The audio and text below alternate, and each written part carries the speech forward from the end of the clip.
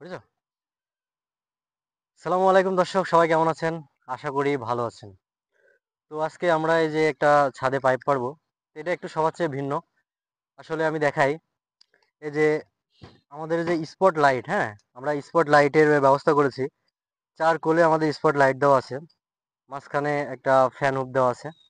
তো spot light গুলো আপনারা দেখেন, আমি কিন্তু খুব সুন্দর করে এটা হচ্ছে দিয়ে আটকাই নিছি, পলিথিন দিয়ে কাগজ দিয়ে আটকাই নিছি। তো এরপরে নিচে কাগজ দিয়েছি। এই যে সামনের অংশ যেটা বার করে রাখছি, এটা হচ্ছে, এটা না দিলে এর সাপোর্টটা থাকবে না।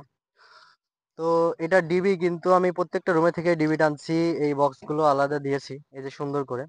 প্রত্যেকটা মাপ আপনারা একই রকম করে দিবেন, হ্যাঁ, প্রত্যেকটা মাপ একই রকম করে দিলে আপনারা যখন বলগুলো মানে জ্বালাবেন নিচ থেকে, মানে সিলিং এ যে স্পট লাইট গুলো লাগাবেন, এটা খুবই ভালো লাগবে দেখতে, হ্যাঁ। এরপর এই যে ডাইনিংটা দেখেন, এই যে ডাইনিং, আমি কিন্তু ডাইনিং এও সব একই রকম করে দিয়েছি।